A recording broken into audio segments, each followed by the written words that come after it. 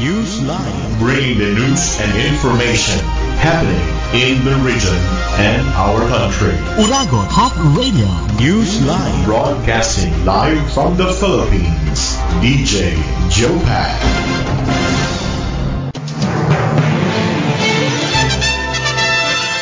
Maray na aga, halin sa News Center kan Uragon Hot Radio 99.8 Philippines. Ako po ang sa indong amigo sa radyo, si DJ Joe Pat.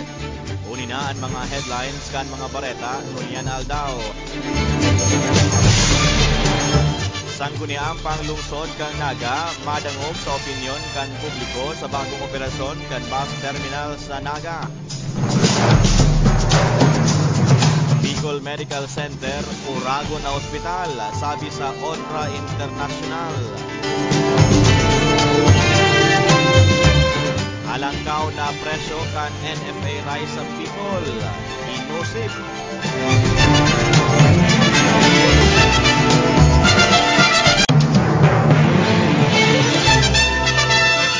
Ngunyan, headlines sa Bareta Nacional, Presidente Noynoy Aquino may saliring diskarte sa territorial dispute.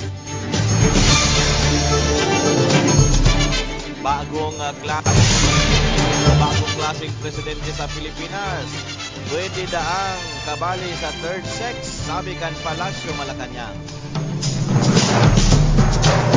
Pinakahuring headline sa Bareta Nacional, Senado may posibilidad na patunaw oras na mailuwas ang Napo list.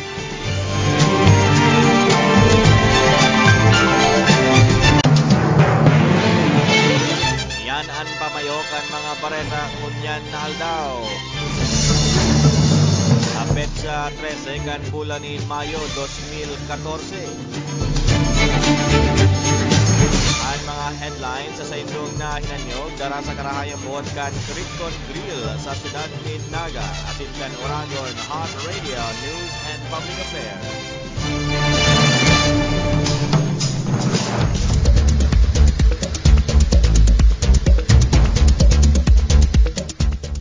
Ngunyan sa detalyas kan mga bareta, inutunyato ang mga bareta sa lado lokal. Dadangugon kan sangguniang panglungsod ang opinyon kan publiko sa isyu kan dapat ipadagos kan lokal na gobyerno kan syudad ning Naga ang pagpadalagan kan Bicol Central Stations. Alagad sa indang adalan kung ano ang mas maray pang kalalabasan para sa mga taga-Naga. Ini ang panindugan ni Vice Alcalde Nelson Legacion matapos maresibi ni Alcalde Jan Bongat ang petisyon kan mga bus operators, operations manager, bus cooperatives, chuper, conductor asin vendors association na hinuhurot ipadagos kan City Hall ang pag-operate kang administrasyon kan naunang bitan ng istasyon. Asin igilid na ang pagsubasta kan bus terminal pasiring sa pribadong operator. Sa petisyon sa indang inumaw ang pagpadalagan kan syudad huli kan mga pagbabago na pigi-introdusir nganing mas maging epektibo ang manehemento kam terminal kung ikukumpara sa dating pribadong operator. Sa ngunyan, sigun pa sa iya, pahihiling ang kadakol na pagpakarahay asin pagpagayon kan kapalibutan kan bus terminal alaga day patapos ang mga ginibong pagbabago sa lugar na mas amay nang nagiging positibo sa publiko. Si Budget Officer Frank Mendoza asin City Administrator Florencio Mongoso Jr. iyo ang natukahan ni Alcalde Jan Bongat na temporaryo magpadalagan kan bus terminal na pingpunan kan Enero 17 ngunya na taon. Kung igwang mahiling na haros pareho lang sa pribadong operator, pwedeng itawagiraray na iyo ang magpadalagan pa sabi ni Legasyon. Dahil pa natukaran sa regular na sesyon kan sangguniang panglungsod asin igwang nagsasabi kung ano ang desisyon ka ito, iyo ang sunodon. Igwa man nagsasabi dangugon ang opinyon kan publiko asin kung ano ang ikakaray na base sa mga nangyayari sa ngunyan puon na pugulan kan syudad ni Naga ang terminal dapat ipadagos gidaray kan City Hall.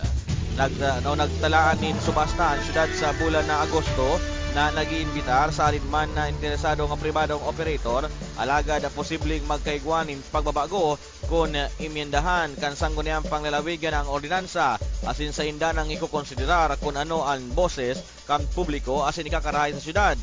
Sinabi pa ni Budget Officer Mendoza, puon nakaputan kan lokal na gobyerno ang terminal, halangkaw ang nakukuhang ingreso kan syudad na nag-aabot sa 3 milyones kada bulan na gross income.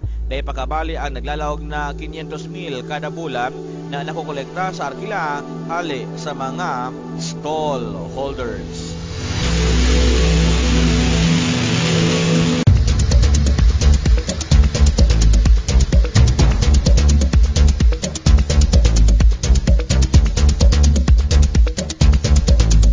Sabay sa mga bareta sa lado lokal pamangkiraray sa Oragon Hot Radio 99.8.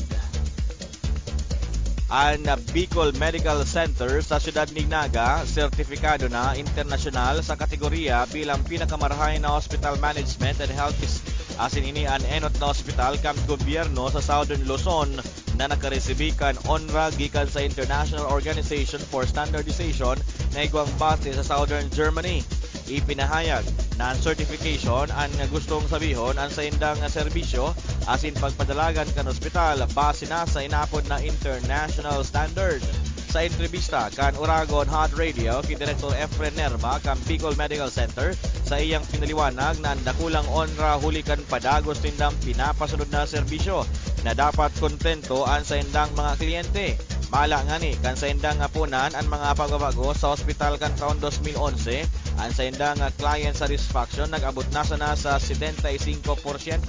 Alagad ngunyan naglangkaw na sa average na 93 sundo 95 na %. Ang Bicol Medical Center nagmukna kan customer satisfaction survey nganing sa indang pulsuhan ang mga kliyente asin na pasyente sagkod na nagkaigwanin positibong resulta. Igwang pigdestino nga personahes na magkondusir nin survey asin naagi pa ini sa validation kan Department of Health na nailing ay mga pagbabago sa serbisyo kan hospital. Ang Bicol Medical Center dating nag-aatubang ng mga kritisismo sa publiko. Alagad kang magtukaw si Dr. Nerva bilang direktor, nagkaigwanin mahiwas na reforma sa mga pig-implementar na polisiya. Kan Martes, Abril 29, ginibuan inapod na State 2 audit kan TUV o Technischer Uber One Sovereign asin ini lingwahe sa nasyon kan Germany asin kundi sa Pilipinas technical inspection na sa Rong International Accreditation Group asin nagkonfirmar kasudmang Miyerkules ang onra na dapat itao sa Bicol Medical Center. Araw daw, dakol ang naglalahog na mga pasyente sa ospital. Kaya ngani saro sa proyekto kan direktor iyo ang magpakonstruir nin 8 eskalon na edifisyo na igwang 800 na bed capacity invest kan dating 500 sana. Nagpuna ang konstruksyon kan edifisyo asin isunod man ang 5 edifisyo kan ER Diagnostic Center asin 3 eskalon kan Cancer Center. Bakulang dugang na bed capacity ang programa kan ospital.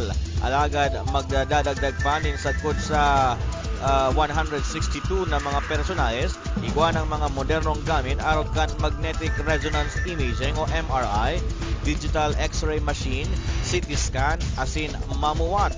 Sa katakot na bareta, pobreng pasyente daina maghadid sa pambayad sa Bicol Medical Center. Ini ang dinagdag pa kan BMC na sa inda ng pinapasunod ang inapod na no balance billing. Ini si mga pobreng pasyente na miyembros kan PhilHealth sponsored card na kung igwa pang balance o babayadan sa ospital, pwede nang makaruluwas kan mga nakaaging administrasyon. Dahil makaluwas-luwas ang mga pasyente na igwa pang mga balance. Alagad mo niyan, hinali na ang pulisiyang ini. Kaipuan sa nang ipahiling ang PhilHealth card asin ang Department of Health iyo ang mabayad. Igwang pasyente na may helang nin dengue asin igwang PhilHealth card, igwa pang nawalat na obligasyon dahil na nagkolekta ang naunambita ng ospital.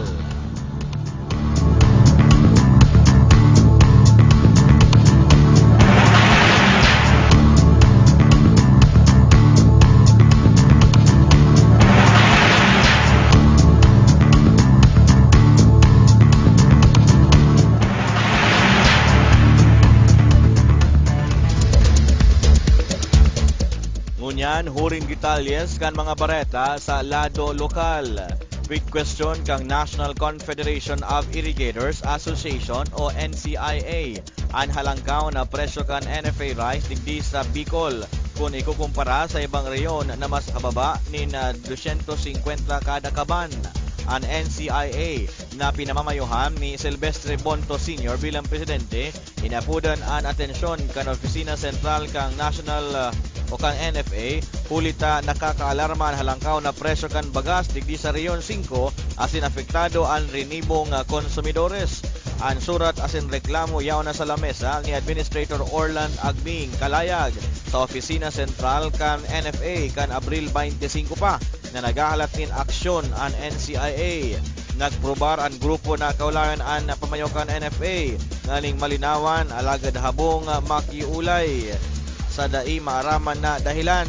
Sinabi ni Bonto na sa indang hinahanapan nin paliwanag ang NFA Administrator kung taan pabakal na NFA rice digi sa Bicol kantidad na 1,500 kada sako. Alagad sa ibang reyon nag-abot na sa naning 1,250. Nakaabot sa kaaraman kan pamayokan NCIA na NFA Administrator iyuan nagsugo sa Direktor Regional kan ahensya digdi sa Bicol na dapat i-upgrade ang well-milled rice na inangat kan gobyerno gikan sa Vietnam. Hagad ninda nakaipuan ipareho sana ang presyo asin ano ang pagkakaiba kan mga Bicolano sa ibang reyon na masalangkaw ang presyo kan NFA rice. Nagreklamo na si Bonto ki Department of Agriculture Secretary Proceso Alcala kung tanuta grabe ang pagkasensitibo ni Kalayag habong makyampangan sa leader kang NCIA. Napag-araman ni Bonto ki Camarines Sur NFA Assistant Provincial Manager Nora Fuliosco na dahilan hulita well-milled rice ang sa indang supply in bagas na pinapabakal sa presyong 32 pesos ang kilo o 1,500 ang kaban.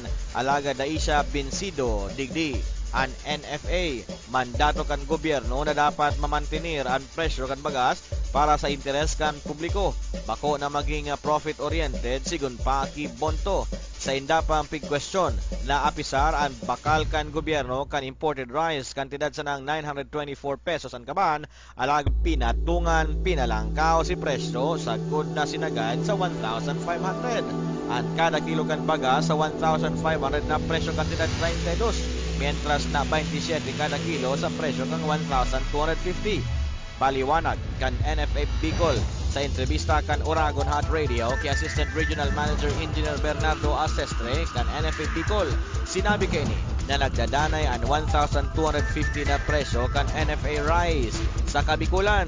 Alagad ini para sa nasa rolling store, mientras na ang 1,500 susupply sa mga merkado. Suhay ang distribution kan ahensya hulit ako ng supply sila sa merkado si presyo kang 1,250 kada kaban. Pinababakal sa mas halangkaw na presyo inibong 32 pesos. Ngaling day abusuhon ang sinambit na klase kan presyo kan NFA rice para sana sa rolling store, ang sabi pa ni Assistant Regional Manager.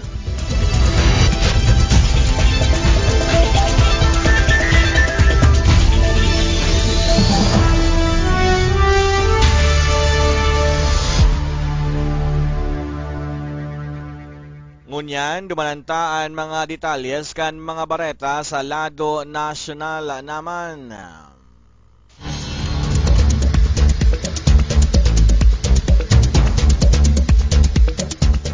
Sa kabila ng patuloy na pagpalakas ng tanggulang pambansa sa pamamagitan ng pagbili ng mga bagong kagamitang pandigma, hindi gagamit ng dahas si Pangulong Benigno Noynoy Aquino III sa pagresolba sa mga territorial disputes sa pagitan ng Pilipinas at iba pang bansang umaangkin sa ilang islang nasa teritoryo nito. Ang hindi paggamit ng dahas sa pagresolba sa naturang usapin ay inihayag ng Pangulo sa kanyang pagsasalita sa harap ng mga miyembro ng Association of Southeast Asian Nations or ASEAN na nagdaos ng 24 Summit sa Myanmar. Sa pagsasalita ng Pangulo, isiniwalat nito na ang pagresolba ng territorial disputes ng naaayon sa batas ay nakapaloob sa idinaos ng unang ASEAN Institute for Peace and Reconciliation o AIPR sa Pilipinas nitong nakaraang buwan.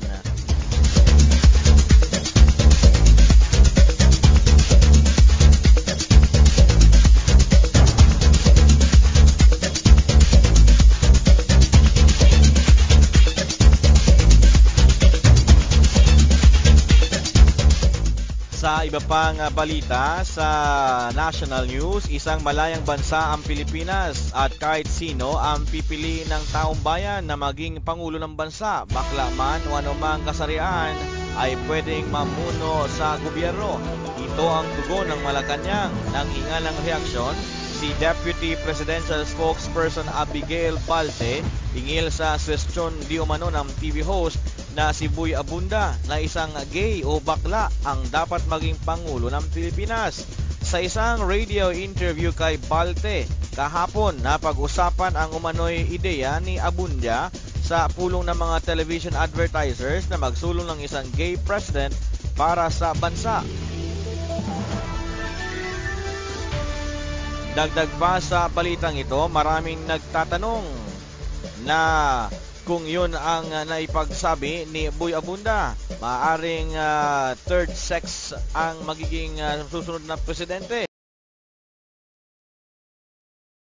Noynoy Aquino sa susunod na eleksyon sa 2016. Sino kaya ito?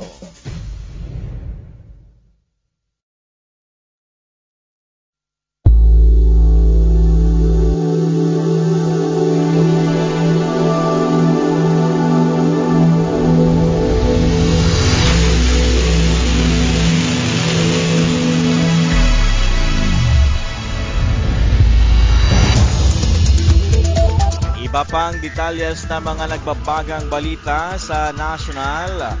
Malulusaw umano bilang institusyon ang Senado oras na may labas na sa publiko ang listahan ni Janet Lim Napoles tungkol sa kinapapalooban ng iba pang senador at opisyal ng gobyerno na sangkot sa pork scam. Ito ang paniniwala ni dating senadora at rehabilitation czar Panfilo King Lacson. Dahil sa umanong national security concern ang naturang listahan. Ipinahiwatig din kahapon ng dating senador na nakahanda siyang ibunyag ang confession sa kanya ni Napoles na nagtataglay din ng ilang bagong pangalan maliban sa unang batch ng mga sangkot niya ngayon nakasuhan na sa Office of the Ombudsman. Pero gagawin lamang umano ito ni Lacson sa isang executive session kung saan iiwan na lamang umano nito sa nag-iimbestigang mga dating co-senators ang kanyang testimonya at ilang dokumento para maging basihan ng kanilang investigasyon.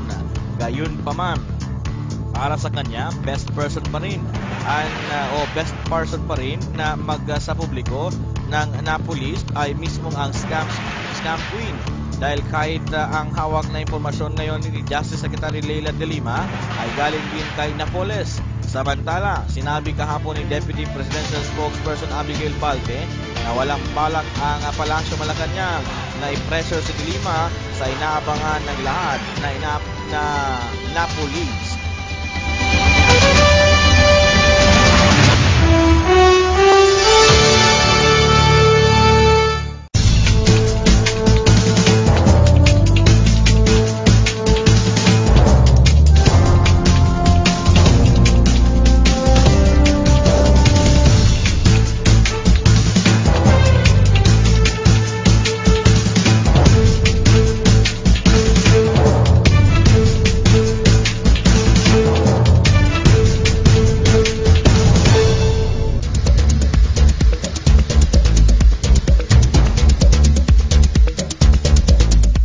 Iba pang detalyes na mga balita sa national concern pa rin.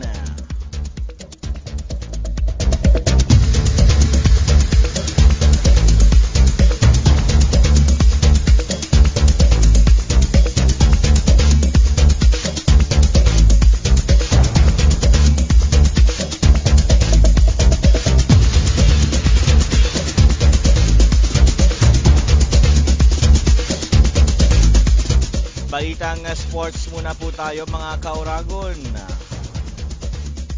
Sa pagdako sa kanila ng momentum at pagkapirangot ng ilan sa tatlong laro, susubukan ng talk and text na masundan ang uling panalo kontra sa Sunmig Super Coffee sa crucial na game.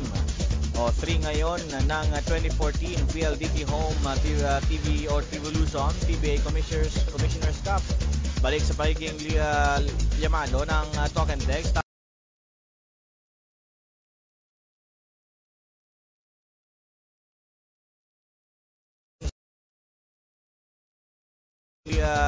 Yamano ng Token Dex tapos ng kumbinsido nga pagtabla sa race to 3 o race to 3 win showdown sa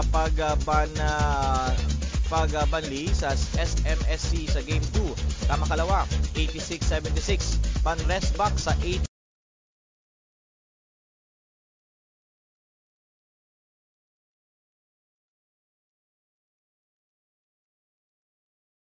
Kamakalawa, 86-76. Pan-rest back sa 80-95 loss opening match noong Biyernes sa Smart Arena Coliseum sa Quezon City pa rin. Misulang isang mabalasik ang mga matang gutom na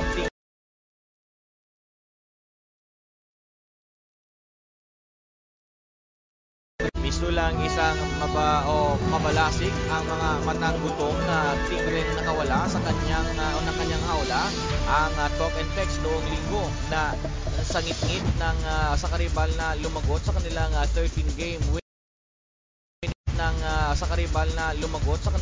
13-game winning streak sa Game 1 sa pamumuno ng my personal conference high 30 points na si Jason Castro. Tampok sa galit ng tropang Texters ang pagdagan ng San Mig na umalmalang sa 3-point field goals percentage of 40%, 6 of 15 o 35% na 7 of 20 at turnover points na 24-19. Tumabla sila sa block show ng gabi.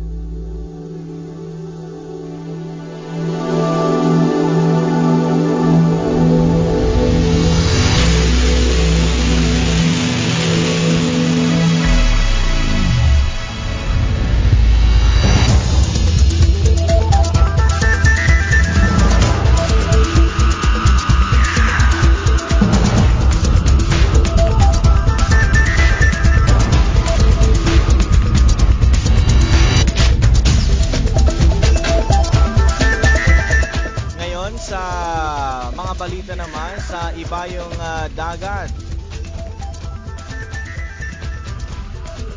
Nasawi ang 18 katao habang 3 ang sugatan pa matapos na bumagsak ang pader ng isang recycling plant sa China kung saan natabunan ang mga ito. Ayon sa ulat ng Associated Press na ng Information Office ng Qingdao Government na nabagsakan ng pader ang bahay kung saan pinaraos ang isang pagtitipon-tipon na dinadaluhan ng halos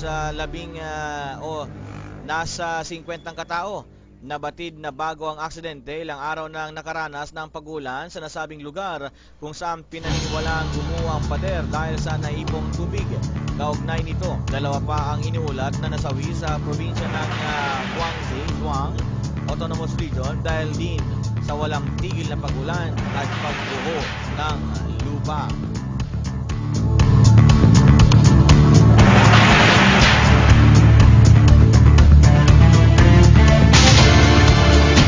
Ngayon sa entertainment news, confirmed ngang darating ang sikat na English-Irish boy band na One Direction sa Pilipinas. Sa March 2015 nga nakatagdang dumating ang One Direction at may ginagawa pa nga silang 13-second video para maabangan sila ng kanilang mga Pinoy fans. Sina Harry Styles, Niall Horan, Liam Payne, Zayn Malik at Louis Tomlinson ay nag-imbita sa lahat ng mga Pinoy fans na sila ay darating sa March 21 sa susunod na taon. Ang MMI Live ang siyang magdadala sa One Direction sa Manila. Sila rin ang nagdala before kina Bruno Mars, David Guetta, and The Killers na nag-concert dito sa Pilipinas. Magsisimula na nga mag-ipon ang mga fans ng 1D dahil tiyak na mahal ang tickets nito. Expect na rin sa next year ay mag-aabangan na ang mga ID fans sa airport sa pagdating ng grupo na nagpasikat ng mga songs na What Makes You Beautiful, You and I, Story of My Life, Little Things, One Way or Another, and The Best Song Ever. Noong 2012 ay naproclaim ang ID o 1D as top new artist ng Billboard magazine and 1D rin ang kauna-unahang banda in Billboard history na magkaroon ng 3-hit albums sa top 200 album charts in 2013.